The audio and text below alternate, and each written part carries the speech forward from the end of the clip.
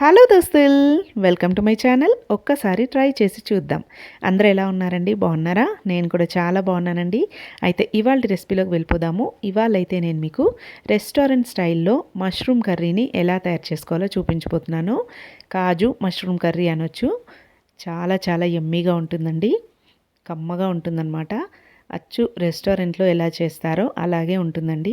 బయట అయితే ఈ కర్రీని 400 to 500 వరకు కాస్ట్ చేస్తారు. ఇంట్లోనే మనం ఈజీగా సింపుల్గా ఇలా తయారు చేసుకున్నామంటే చపాతీతో అయినా రైస్తో అయినా చాలా చాలా బాగుంటుంది. అయితే ముందుగా కావాల్సిన పదార్థాలు ఏంటి, తయారీ విధానం ఏంటో చూసేద్దాము. చూడండి, ఇక్కడైతే నేను ఒక 300 గ్రామ్స్ వరకు మష్రూమ్స్ని తీసుకున్నాను. అలాగే ఒక 20 వరకు కాజులు, 4 పచ్చిమిరపకాయలు, 2 మీడియం సైజు ఉల్లిపాయలు. మష్రూమ్స్ని శుభ్రంగా వాష్ చేసుకోవాలి. ఉప్పు పసుపు వేసుకొని వాష్ చేసుకొని ఇలా మధ్యలోకి కట్ చేసుకోవాలన్నమాట. కాస్త పెద్దగానే ఉంచుకోవాలండి. ఒక్క మష్రూమ్ని 2 పీసెస్గా కట్ చేసుకుంటే సరిపోతుంది. చూడండి, అలాగే ఒక 4 టమాటాలు, అలాగే సగం కట్ట వరకు కొత్తిమీర, ఒక 10 కాజులు అనమాట. ఇవేమో పేస్ట్ కోసం అనమాట, గ్రేవీ కోసం ఈ పేస్ట్ చేసుకొని రెడీగా పెట్టేసుకోవాలి. ఒక మిక్సీ జార్లోకి మనం కట్ చేసి పెట్టుకున్న టమాటాలు, అలాగే కాజులు, కొత్తిమీర ఇవన్నీ కూడా వేసుకొని వాటర్ ఏమీ యాడ్ చేయకుండా చిక్కగా పేస్ట్ పట్టుకొని రెడీగా పెట్టేసుకోవాలండి.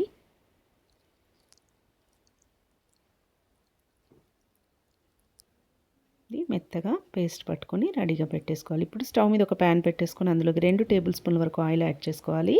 ఈ ఆయిల్లోకే మనం తీసుకున్న 20 కాజులు ఉన్నాయి కదండి, వీటన్నిటిని లైట్ బ్రౌన్ కలర్ అయ్యేంత వరకు కూడా కలుపుకుంటూ ఫ్రై చేసుకోవాలి. ఈ కాజులను కూడా మధ్యలో కట్ చేసుకోవాలి. ఇలా కట్ చేసుకొని చూడండి, ఇలా ఈ కలర్ వచ్చేంత వరకు కూడా క్రిస్పీగా అయ్యేంత వరకు ఫ్రై చేసుకొని సిమ్లోనే పెట్టుకొని స్టవ్ని ఇలా కలుపుకుంటూ ఫ్రై చేసుకొని ఇవి పక్కకు తీసేసుకొని ఇందులోకే మనం కట్ చేసి పెట్టుకున్న మష్రూమ్స్ ఉన్నాయి కదండి, వాటిని కూడా ఇందులోకే వేసుకొని ఒక 2 మినిట్స్ పాటు కలుపుకుంటూ ఫ్రై చేసుకోవాలి.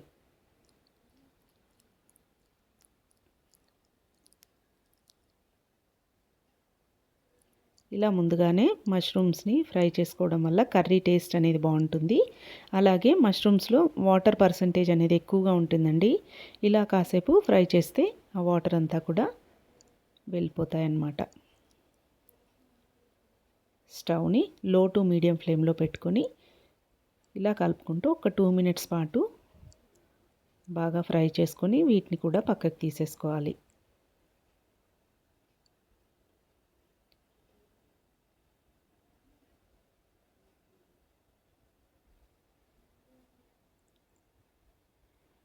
చూడండి, ఫ్రై అయితే ఇవి కాస్త సైజ్ తగ్గాయి కదండి, మనకు తెలిసిపోతాయి అన్నమాట ఫ్రై అయినట్టు.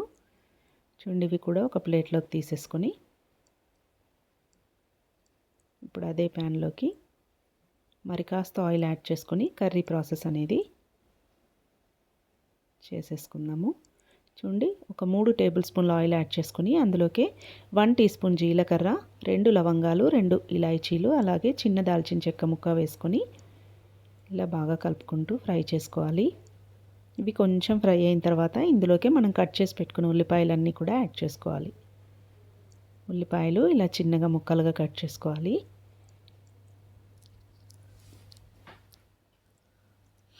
వీటిని కూడా ఇందులోకి వేసుకొని గోల్డెన్ బ్రౌన్ కలర్ వచ్చేంత వరకు కలుపుకుంటూ ఫ్రై చేసుకోవాలండి.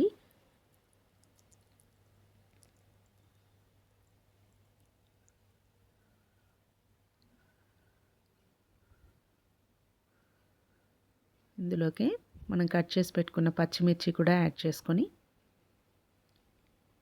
స్టవ్ని మీడియం ఫ్లేమ్లో పెట్టుకొని కలుపుకుంటూ చూడండి, ఇలా ఫ్రై అయితే సరిపోతుంది. ఇలా బాగా ఫ్రై అయిన తర్వాత ఇప్పుడు ఇందులోకి 1 టేబుల్ స్పూన్ వరకు అల్లం వెల్లుల్లి పేస్ట్ వేసుకోవాలి.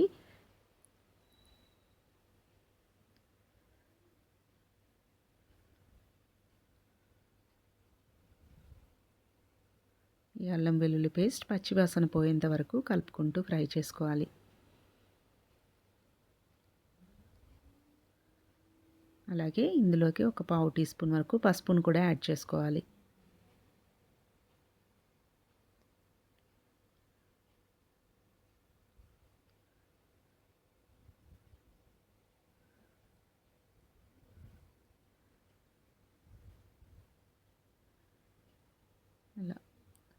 అల్లం వెల్లుల్లి పేస్ట్, పసుపు ఇదంతా కూడా పచ్చి వాసన పోయి బాగా ఫ్రై అయిన తర్వాత ఇప్పుడు ఇందులోకి మనం ముందుగా పేస్ట్ చేసి పెట్టుకున్నాం కదండి, టమాటాలు, కొత్తిమీర, కాజు, ఆ పేస్ట్ని అంతా కూడా ఇందులోకి వేసుకోవాలి.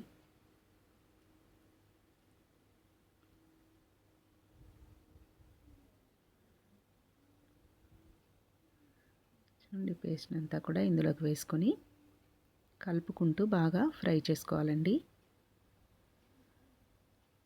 అంటే ఇవన్నీ మనము పచ్చివే మిక్సీ పట్టాం కాబట్టి ఇందులోని పచ్చివాసన అంతా పోయేంత వరకు ఇలా కలుపుకుంటూ ఒక 1 మినిట్ పాటు బాగా ఫ్రై చేసుకోవాలి.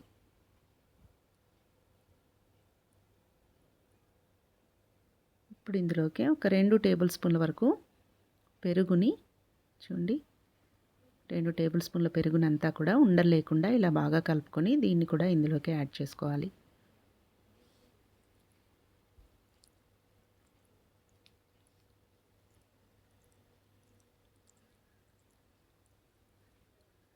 పెరుగు కూడా వేసుకొని ఒక్కసారి ఇదంతా బాగా కలిపేసుకొని మూత పెట్టేసుకొని ఒక 2 మినిట్స్ పాటు మగ్గించుకోవాలండి. 2 మినిట్స్ మగ్గిన తర్వాత మనం ఇందులోకి మసాలా పొళ్ళన్నీ కూడా యాడ్ చేసుకోవాలి.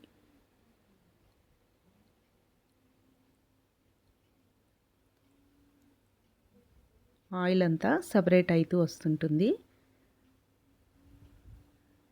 అంటే మనకి గ్రేవీ బాగా ఫ్రై అయిందని అర్థం అన్నమాట. ఇలా ఆయిల్ మనకి సపరేట్ అవుతుంటే ఇంకా స్టవ్ని సిమ్లో పెట్టేసుకొని ఇప్పుడు ఇందులోకి అన్ని మసాలా పొళ్ళు యాడ్ చేసుకోవాలండి.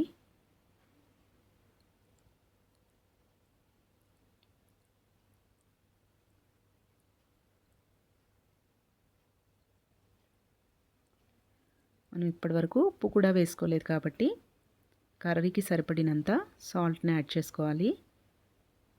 ఒక 1 టీ స్పూన్ వరకు సాల్ట్ వేసుకోవాలి. అలాగే కారం కూడా యాడ్ చేసుకోవాలండి. ఒక 2 టీ స్పూన్ల కారం అయితే యాడ్ చేసుకున్నాను నేను.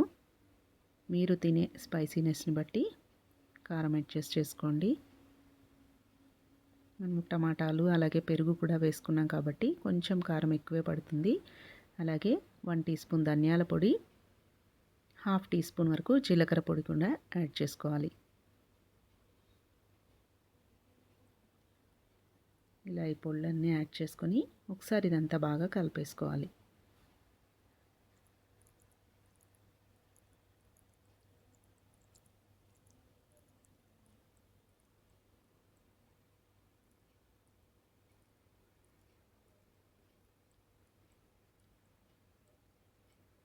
చూడండి, ఇదంతా ఇలా బాగా కలుపుకున్న తర్వాత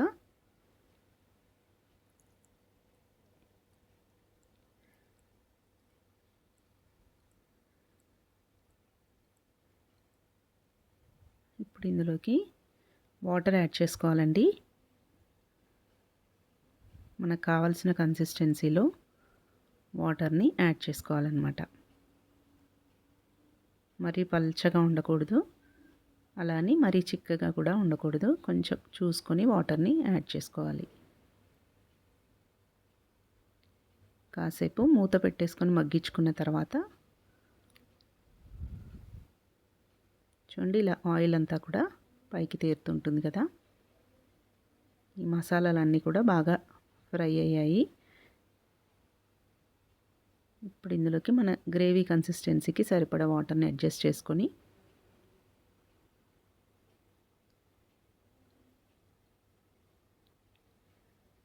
ఇందాక పెరుగు కలిపిన బౌల్ ఉంది కదండి, అందులోకి ఒక 1/2 గ్లాస్ వరకు వాటర్ని యాడ్ చేసుకొని ఒకసారి అంతా బాగా కలుపుకొని ఇందులోకి వేసుకోవాలి. ఒక 2 మినిట్స్ పాటు ఇదంతా కూడా బాగా ఉడికించుకోవాలి. చూడండి, గ్రేవీ అనేది ఇలా ఉండాలి.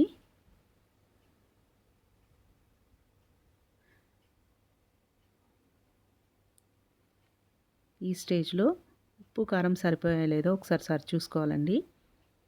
ఇప్పుడు ఇందులోకి మనం ఫ్రై చేసి పెట్టుకున్న కాజు అలాగే మష్రూమ్స్ అన్నీ కూడా ఇందులోకే వేసుకోవాలి. వేసుకొని ఇదంతా కూడా ఇలా బాగా కలుపుకొని మూత పెట్టేసుకొని ఒక 5 మినిట్స్ పాటు ఉడికించుకోవాలండి. ఈ మష్రూమ్స్కి, కాజుకి గ్రేవీ మసాలా అంతా కూడా బాగా పట్టాలి కదా. ఇలా అంతా బాగా కలుపుకొని మూత పెట్టేసుకొని ఒక 5 మినిట్స్ ఉడికించుకున్నామంటే మనకు కర్రీ అనేది రెడీ అయిపోయినట్టే.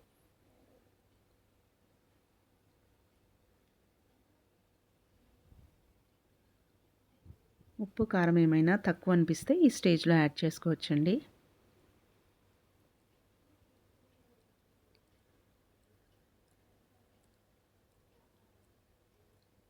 చూడండి, ఒక 5 మినిట్స్ తర్వాత మూత తీస్తే మనకు కర్రీ అనేది ఇలా రెడీ అవుతుంది.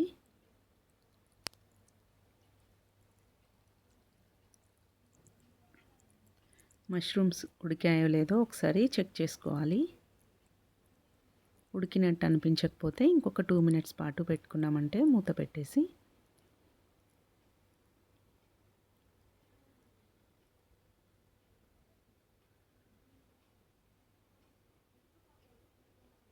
చూడండి, చివరిగా ఒక పావు టీ స్పూన్ వరకు గరం మసాలా పొడి కూడా వేసుకోవాలి. ఇలా గరం మసాలా కూడా వేసుకొని ఒకసారి ఇదంతా బాగా కలిపేసుకొని కొత్తిమీర చల్లేసుకోవాలి. మీ దగ్గర కసూరి మేతి ఉంటే కసూరి మేతి కూడా కొంచెం నలుపుకొని వేసుకోండి. అది వేస్తే కూడా ఫ్లేవర్ అండ్ టేస్ట్ చాలా బాగుంటుంది. అలాగే పాల మీద మీగడ క్రీమ్ ఉన్నా కూడా కొంచెం బీట్ చేసుకొని అది వేసుకున్నా కూడా కమ్మగా ఉంటుందండి. కర్రీ అయితే చాలా చాలా టేస్టీగా ఉంటుందన్నమాట. ఒక్కసారి ఇలా తయారు చేసుకొని చూడండి. చపాతీతో అయితే ఇంకా అద్భుతం అన్నమాట. మష్రూమ్స్ కూడా మనకి ఉడికిపోయాయి కదా.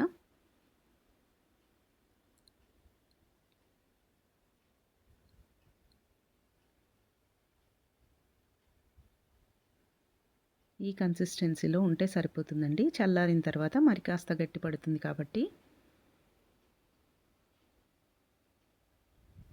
ఇంకా చివరిగా కొత్తిమీర వేసేసుకుంటే మనకు కర్రీ రెడీ అయిపోయినట్టే. కమ్మని కాజు మష్రూమ్ కర్రీ అన్నమాట. మీరు మష్రూమ్ ప్లేస్లో పన్నీర్తో కూడా ఇలానే చేసుకోవచ్చండి, చాలా బాగుంటుంది.